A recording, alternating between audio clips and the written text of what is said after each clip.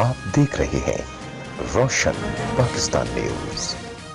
Pakistan peoples Party के chairman Bilawal Bhutto Zardari ने PIMS अस्पताल में साबका सदर पाकिस्तान आसिफ अली जरदारी की इयादत की। मुख्तार भुट्टो जरदारी भी उनके साथ थी। इयादत के बाद जब chairman Pakistan peoples party Bilawal Bhutto Zardari media से गुफ्तगू करने के लिए बाहर निकले तो अस्पताल जीए भुट्टो के नारों से गूंज उठा।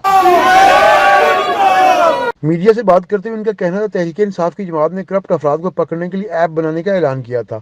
इनको अपनी जमात के अंदर करप्ट अफराद को पकड़ने के लिए वो ऐप इस्तेमाल करनी चाहिए। ऐप लॉन्च कर रहा था ताकि आप करप्ट अफराद को ढूंढ सके। तो मैं बड़ा हैरान हुआ कि ये जो ऐप है अपना ही कैबिनेट की जो मेंबर्स हैं उनको आइडेंटिफाई नहीं कर सके। मसाइल को हल करने के हवाले से इनका कहना था, ये जाहिल और सिलेक्टेड वज़ीर-ए-आज़म के बस की बात नहीं है। जब से ये लोग हुकूमत में आए हैं मुल्क में बहरान बढ़ता जा रहा है। सबका सिलेक्टेड हुकूमतों और इस हुकूमत में कोई फ़र्क नहीं। मसला कश्मीर से लेकर चाइना तक पाकिस्तानी अवाम परेशान है।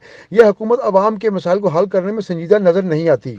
चाहे वो मुआशी सूरत हाल हो, चाहे वो सियासी सूरत हाल हो, चाहे वो फॉरेन पॉलिसी का मसला कश्मीर से लेके चाइना तक हो, पाकिस्तान के अवाम परेशान है।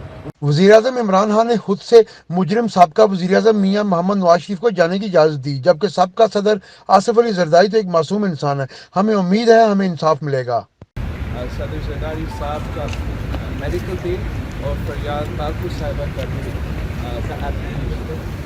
पेंडिंग है। हम उम्मीद करते हैं कि इंशाल्लाह ताला इंसाफ होगा।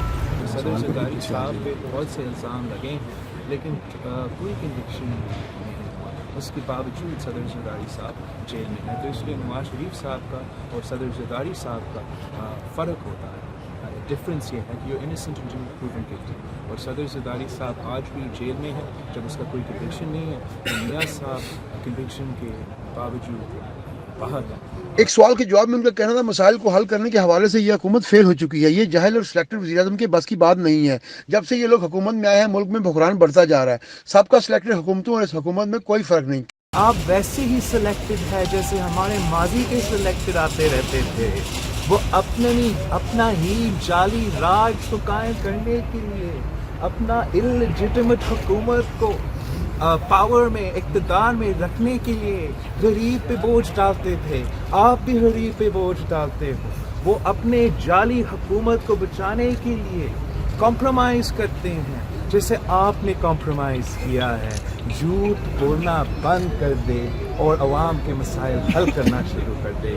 कैमरामैन इरफान हैदर के साथ शहजाद मलिक, रोशन पाकिस्तानी, इस्लामाबाद।